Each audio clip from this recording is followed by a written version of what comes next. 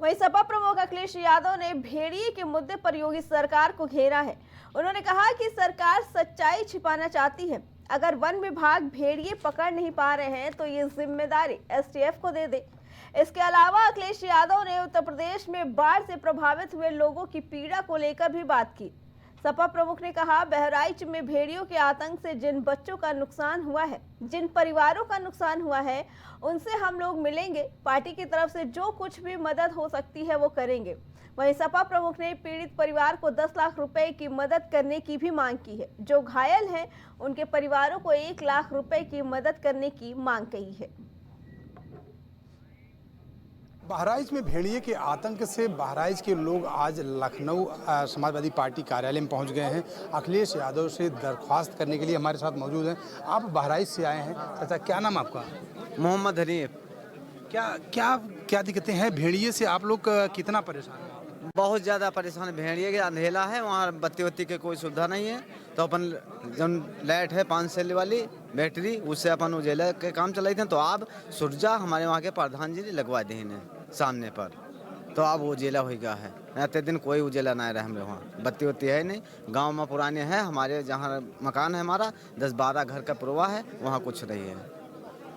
भेड़िए, एक चीज़ बताइए कि भेड़िए अभी तक आपके परिवार में, आपके अगल बगल कितने लोगों को घायल कर?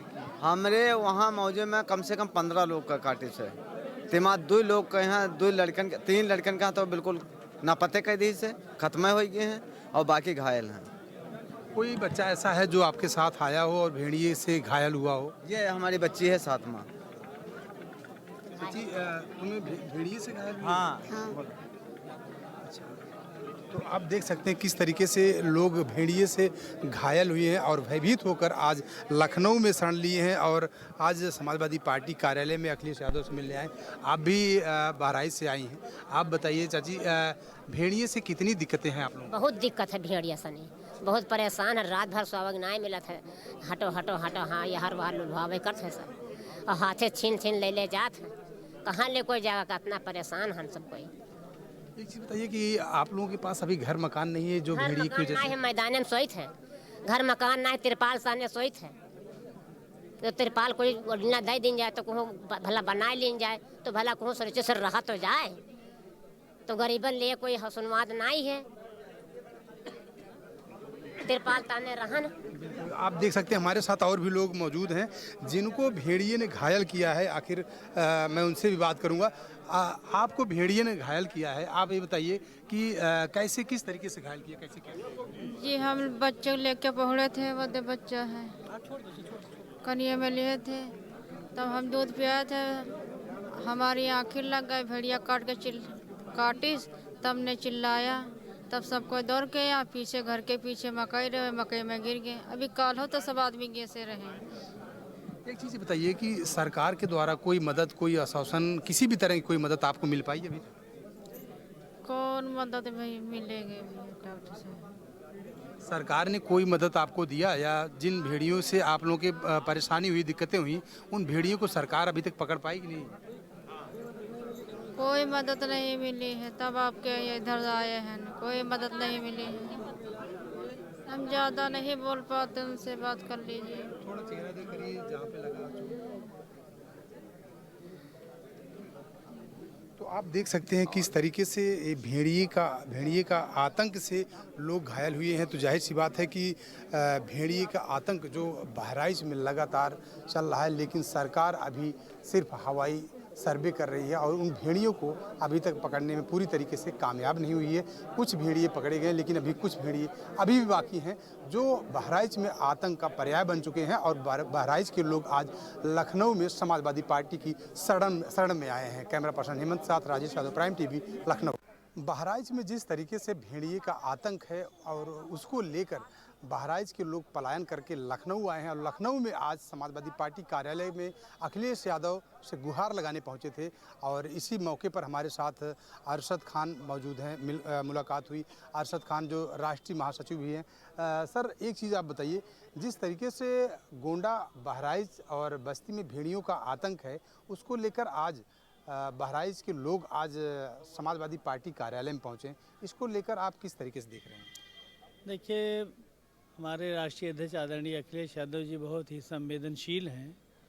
कोई भी मुद्दा आता है जनता की दुख तकलीफ का तो उसके लिए हमेशा खड़े हो जाते हैं। आपने देखा कि जब नोटबंदी हुई थी तो बहुत सारे लोग, मर्द भी औरतें भी, लाइन में मर गए थे। किसी भी पार्टी ने और ना भाजपा की सरकार ने 2 रुपया उनको दिया। माननीय अखिलेश यादव जी सत्ता में भी नहीं थे, लेकिन पार्टी के फंड से देश में जहाँ जहाँ भी लोग मरे थे लाइन में, बैंकों में लाइन में, नोटबंदी में, 2-2 लाख रुपए पार्टी फंड से सबको दिया। तो इस तरह की संवेदनशीलता है और बहुत ही मदद करते हैं। जब सरकार थी तभी भी दिल खोल कर मदद करते थे और अभी भी करते हैं। अभी बहुत सारी घटनाएं होती हैं, हत्याएं होती हैं, इनकाउंटर्स होते हैं, हर जगह कुछ न कुछ मदद भेजते हैं। यहाँ भी लखीमपुर खीरी में, पीलीभीत, शाहजहाँपुर में, बहराइच में, गोंडा में, यहाँ भेड़ियों का और जंगली जानवरों का आतंक है। लोगों पे हमले हो रहे हैं, लोगों की जान जा रही है, लोग घायल हो रहे हैं। सरकार भी मदद कर रही, लेकिन जैसी मदद चाहिए वैसी सरकार नहीं कर रही है। अर्षद जी, एक सवाल और आपसे कि अभी जिस तरीके से मोदी कैबिनेट ने कल 1 नेशन 1 इलेक्शन का मंजूरी दे दी है, तो उसको लेकर समाजवादी पार्टी किस तरीके से देख रही है? देखिए, अभी तो पूरी स्थिति क्लियर नहीं है, लेकिन ये चल नहीं पाएगा, क्योंकि मान लीजिए एक साथ चुनाव हो गया लोकसभा विधानसभा का, और विधानसभा में बहुमत नहीं रहा है, किसी वजह सरकार 1 साल बाद 2 साल बाद गिर गई, फिर क्या होगा? तो ऐसी बहुत सारी विसंगतियां हैं इस कानून में। तो समाजवादी पार्टी ये मानती है कि जैसे चुनाव हो रहे थे उसी तरह होना चाहिए, उससे कोई ख़ास लाभ नहीं होगा।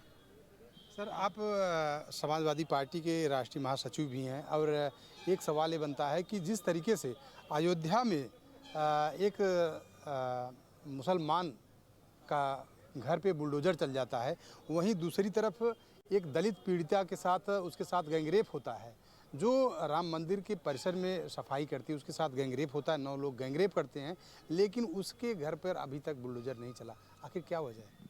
बुलडोजर चलाने में भी पक्षपात होता है। अब वो चूँकि मुसलमान था, अभी आरोप सिद्ध हुआ नहीं हुआ और बुलडोजर चल गया, और यहाँ जो है नहीं चला, चूँकि यहाँ जो पीड़ित है दलित है और जो मुलजिम हैं वो दूसरे पक्ष के हैं, जिनके साथ हमदर्दियाँ हैं मुख्यमंत्री जी की। तो अगर वो भी मुसलमान होता या यादव होता तब तक तो उनके भी घर गिर चुके होते। या पीडीए में कोई बिरादरी होती, बैकवर्ड होता, शेड्यूल्ड होता, माइनॉरिटी होता, तो उसके घर पे बुलडोजर चल चुका होता। इस तरह का पक्षपात हो रहा है। आदरणीय मुख्यमंत्री योगी आदित्यनाथ जी से हम कहना चाहेंगे, आप संत हैं और आपको किसी के साथ भी पक्षपात नहीं करना चाहिए। इसी तरह आप छत्री हैं, छत्री का काम धर्म की मर्यादाओं की रक्षा करना है, तो हम आपसे उम्मीद करते हैं कि इस तरह के अब का भाव आपके अंदर नहीं होना चाहिए।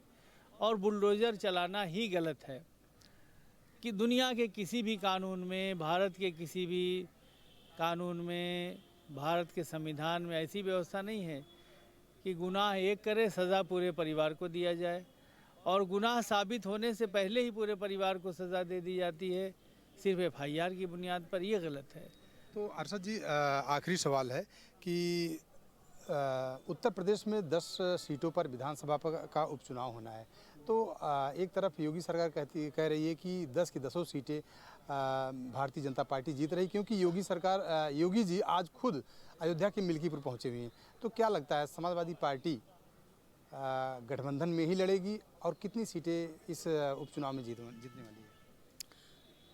इंडिया गठबंधन चुनाव लड़ेगा। उपचुनाव में समाजवादी पार्टी उसकी बड़ी पार्टी है, और आदरणीय अखिलेश यादव जी ने आज कहा है प्रेस में कि इंडिया गठबंधन 10 सीट पर भारतीय जनता पार्टी के मुकाबले में लड़ेगा, और हमें विश्वास है कि 10 की 10 सीटें इंडिया गठबंधन उपचुनाव में जीतेगा। बहुत बहुत चलिए अरशद जी, आपका बहुत बहुत धन्यवाद। ये थे हमारे साथ मोहम्मद अरशद, जो राष्ट्रीय महासचिव हैं समाजवादी पार्टी के। इन्होंने कहा कि इंडिया गठबंधन 10 की 10 सीटें जीतने में कामयाब होगा। और दूसरी चीज़ इन्होंने एक बात और कही कि जो बहराइच के जो भेड़िए से पीड़ित हैं, जो लोग आज समाजवादी पार्टी कार्यालय में आए हैं, उनके साथ अखिलेश यादव ने दरिया दिली दिखाई है। कैमरा पर्सन हेमंत साथ राजेश यादव, प्राइम टीवी, लखनऊ।